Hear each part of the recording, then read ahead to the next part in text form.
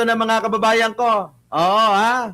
Dalawang halimaw sa Kongreso, shoot sa banga, pasok. May dalawang joint bank accounts ang dalawa umanong contractor na si Nako, halimaw talaga. Eto, mga kababayan, alam nyo yan.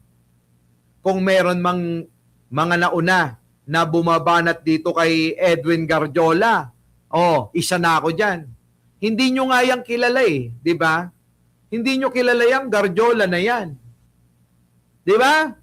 Hindi nga natin marinig yan sa ibang mga vlogger na birahin ito.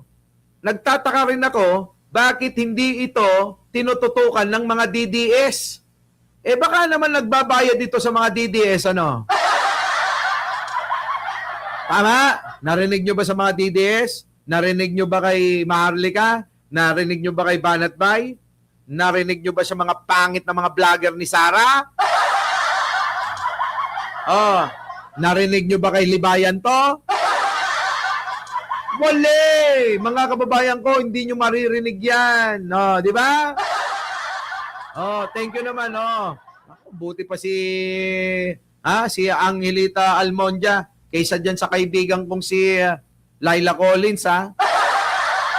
Thank you po. Kita-kita po bukas. Eto na. Edwin Guardiola at Romeo Momo. Yan ay base sa pagsisiyasat ng Bilyonaryo News Channel sa dosenang frozen personal accounts ni Guardiola na milyones daw ang mga naging transaksyon mula 2010 hanggang 2025. Naku, yun na nga yung sinasabi ko mga kababayan ko na wala pa sa kalingkingan. Lagi ko yung sinasabi rito. Itong Guardiola, kung pangungulimbat, pagnanakaw, pananarantado sa kaban ng bayan, ang pag-uusapan, mga kababayan, wala sa kalingkingan ang diskaya dito. Ito ay halimaw. Halimaw to, mga kababayan ko, halimaw Alam mo, Laila Collins, mababanggit ko na yung pangalan mo. Halimaw itong si Edwin Guardiola at itong kasama pa niyang isa. Itong nagngangalang Momo. Ginagawang Momo yung mga mga proyekto. Hayop to. Napakahayop mga kababayan ko. Walang mga awa sa mga kababayan natin.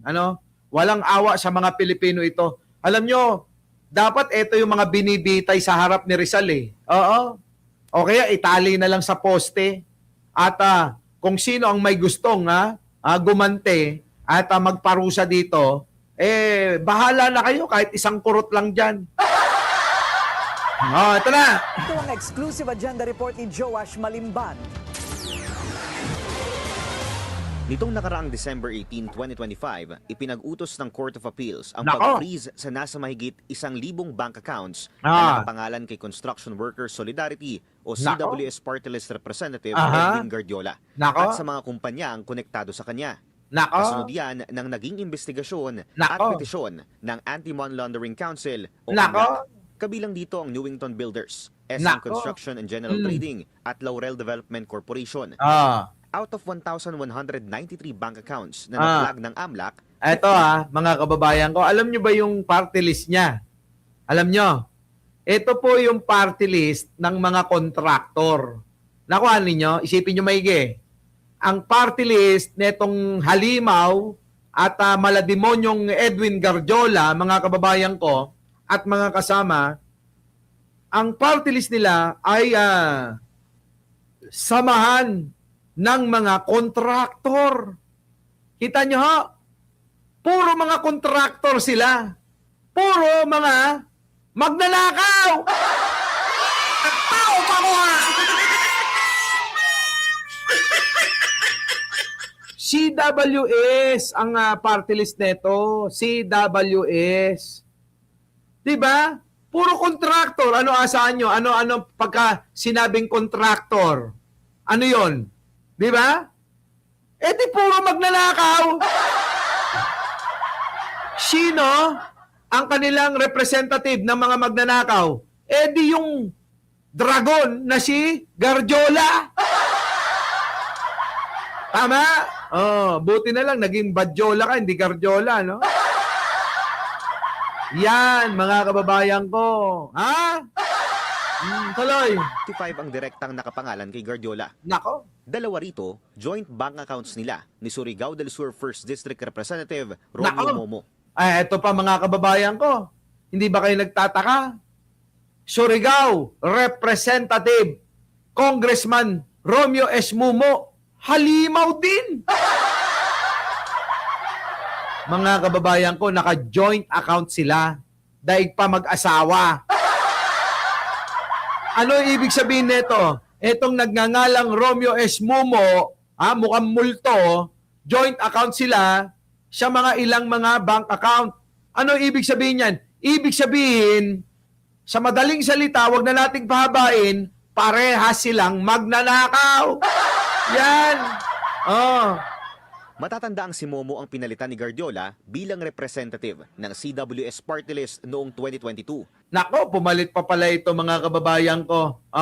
Sa CSW din Isa rin siyang dating undersecretary ng Department of Public Works and Highways. Nino, nung panahon Nino.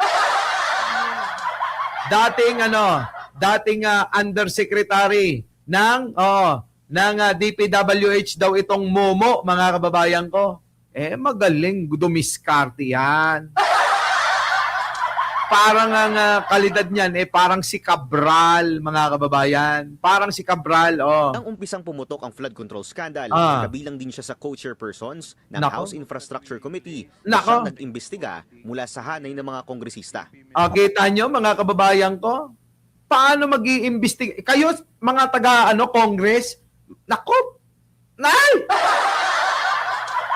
Alam nyo, grabe talaga tong mga kongresista na to. Oo, ibang klase. Alam nyo, hindi na ako magtataka kung parusahan kayo ng Diyos na habang makumpleto kayo sana sa sesyon, baka lipulin na kayo no? Lipulin kayo. Oo, eto itong mga itsurang ganito, yan ang itsura ng mga magnanakaw, mga kababayan ko. Tingnan nyo mga kababayan. Binubusog ang mga sarili galing sa nakaw. Yan yung itsura na yan. Tignan nyo naman, hindi naman nalalayo sa itsura ni Digong.